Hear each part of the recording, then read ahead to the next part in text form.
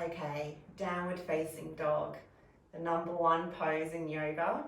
Now I just want to talk through that a little bit just to give you some space this week to practice that engagement of your body in your downward facing dog. As we reach week 2, we'll bring more focus to the downward facing dogs through our practice. So just starting heels back to, bum back to heels, and bringing the arms out in front of you. What I want you to do is just connect to your shoulders, connect to the space around your neck, and then as slowly bring the hands up so that you're feeling that rotation of the upper arms.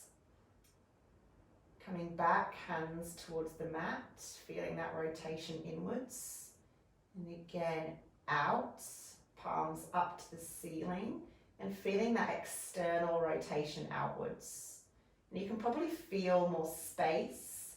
So inwards, palms down, outwards, shoulders out. You can feel more space around your shoulders and neck as you find that external rotation in the upper arms. So keeping the external rotation in the upper arms, bring the palms back down, keeping that opening through the shoulders.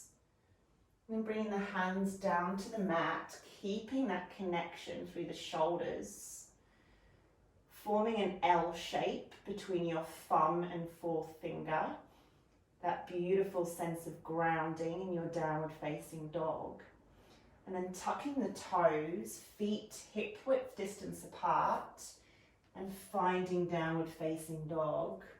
Heels towards the mat, don't need to necessarily touch the mat.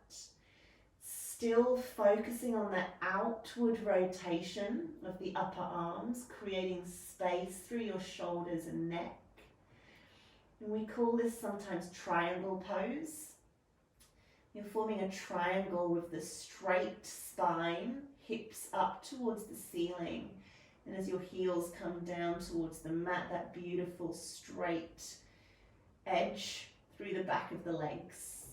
If you need to bend your knees, more than welcome. Bring softness through the hamstrings. But we're working towards straightening the legs, bringing the heels towards the mat, working with your body and where it's at. And then dropping the back of the neck down, head down, to bring the neck into alignment with the rest of the spine. Suck the belly in and push the hips up towards the ceiling. That grounding through the thumb and fourth finger, the L shape of the left and right hands, and the grounding through the balls of the feet. So all four corners connecting to the mat. We'll be moving to the mantra, I am grounded, I am stable, for week 2. So connecting to the ground, coming down onto the knees at any time that gets too much, through the shoulders, elbows, back. Finding a child's pose, knees together, bringing the arms back behind you towards the wrists. Allowing the shoulders to drop down. And just practicing that a couple of times. So again, bum to heels, bringing the hands in front of you. Finding that rotation as you bring the palms of the hands up to the ceiling, engaging the upper arms. Keeping connected to the outward rotation, bringing the palms back down towards the mat. Broad shoulders, reaching the hands forward, keeping that broad space between the shoulders, tucking the toes, finding your triangle, downward facing dog. We're building strength through the back of the shoulders, upper back, making sure the elbows are soft, no hyperextension, and then straightening through the back of the legs, head drops down, triangle pose, downward facing dog, hips up towards the ceiling, forming the point of the triangle, point of the dog. And aiming to take 4 or 5 breaths if you can, or just as many as you can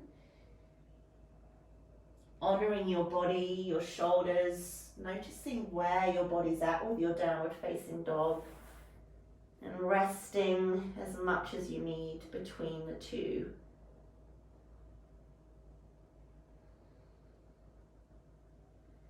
So just practicing that engagement, getting used to that external rotation in the upper arms. That's going to support your shoulders and allow you to build strength in the shoulders.